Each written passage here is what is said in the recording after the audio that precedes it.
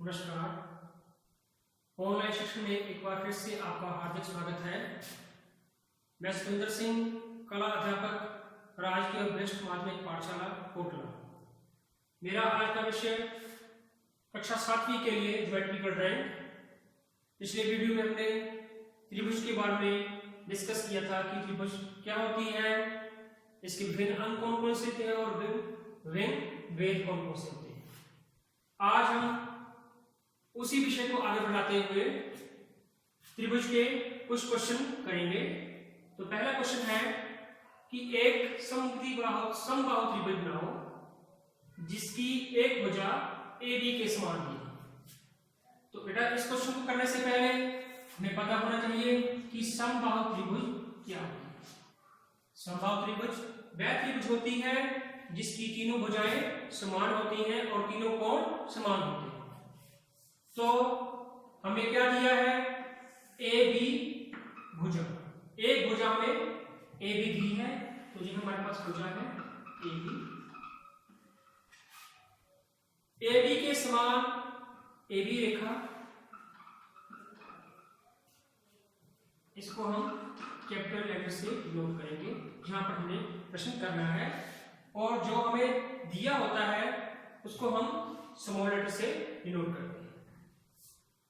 और प्रश्नों को करने से पहले बेटा ये सुनिश्चित करें कि आपकी पेंसिल है बिल्कुल बारीक होनी चाहिए। तो AB के समान AB रेखा लेकर के AB के समान ही हमें क्या करना है, प्रकार होना है। A से लेकर के B तक प्रकार खोली, A से लेकर के ये चार, इतनी ही प्रकार AB के समान खोल करके B पर रखी और ये B से चार, जहां पर दोनों चापें घट रही हैं। पॉइंट C को मिलाना है हमें B के साथ और C को A के साथ, C को A के साथ और C को B के साथ। ये हमारी समबाहु त्रिभुज बन के तैयार, जिसकी तीनों भुजाएं समान और तीनों कोण समान है। अगला क्वेश्चन है बेटा, एक त्रिभुज समद्विबाहु त्रिभुज बनाओ जबकि आधार AB और एक भुजा CD। प्रश्न को करने से पहले पता होना चाहिए कि समद्विबाहु त्रिभुज क्या होती है। समद्विबाहु त्रिभुज वह त्रिभुज होती है जिसकी दो भुजाएं समान होती हैं और दो कोण समान होते हैं। दिया क्या है, आधार AB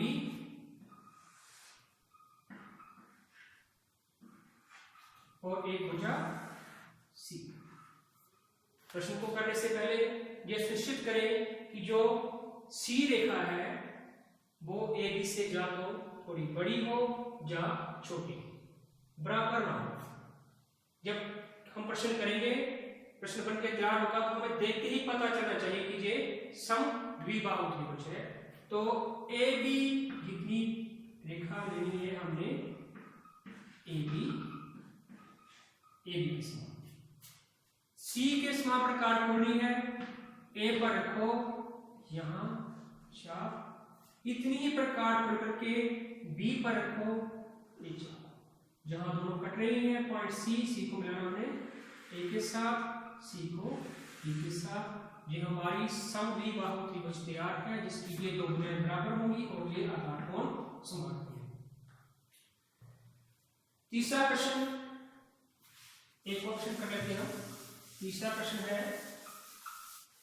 कि एक समबाहु त्रिभुज बनाओ। तीसरा प्रश्न, एक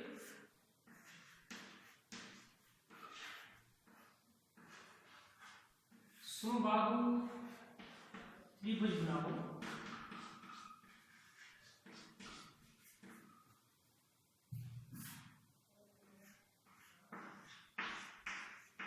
जिसकी ऊंचाई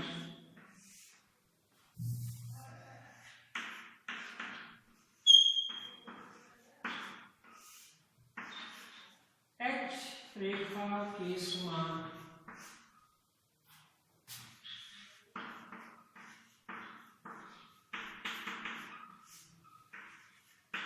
भी हो जाता है। ये जो क्वेश्चन है बेटा, जो पहले जो दो क्वेश्चन किए उससे थोड़ा डिफरेंट है। क्यों डिफरेंट है? क्योंकि हमें जो पहले क्वेश्चन दिए थे उनमें जहां हमें आधार दिया था, जहां हमें भुजा दी थी। लेकिन इस प्रश्न में हमें क्या दिया है, ऊंचाई दी है। तो इसको करना कैसे है, करने से पहले हमें पता है कि समबाहु त्रिभुज क्या होती है, वह त्रिभुज जिसकी तीनों भुजाएं समान होती है, और हमें दिया क्या है, ऊंचाई h। प्रश्न करने के लिए हम पहले अपनी तरफ से एक XY रेखा लेंगे, इसके लगभग मध्य में कोई बिंदु P पर 90 का कोण आपको आता होगा, छठी क्लास में 5वीं क्लास में हमने ये सीखा है। और J 90 F जितनी प्रकार कोण करके मीन ऊंचाई के समान प्रकार कोण करके P से रखेंगे, और ये पॉइंट हमारे पास C। इसको थोड़ा सा डार्क कर देंगे रेखा को। अब हमें पता है कि समबाहु त्रिभुज में प्रत्येक कोण क्या होता है, समान होता है और 60 डिग्री का होता है। बिंदु C पर हमने 60 डिग्री का कोण बनाना है, आधा लंब की इस तरफ और आधा दूसरी तरफ। करने के लिए थोड़ी प्रकार को लेंगे, C बिंदु पर रखेंगे और ये 4 इतनी ही प्रकार के मध्य बिंदु से इस तरफ भी काट दो और दूसरी तरफ भी काट दो, मीन 60 का कोण। 30 का कोण बनाने के लिए हम इन 60 का आधा करेंगे, इतनी प्रकार को लो 4 और इतनी प्रकार को करके मीन यहां से जितनी प्रकार को चाप लगाई उतनी प्रकार के दूसरी तरफ से दोनों कटेंगी चापें, 30 का कोण हो गया। इसी तरह से दूसरी तरफ भी इतनी प्रकार कोणी है, यह प्रकार की ये चाप और इतनी ही कोण करके दूसरी तरफ से रखी।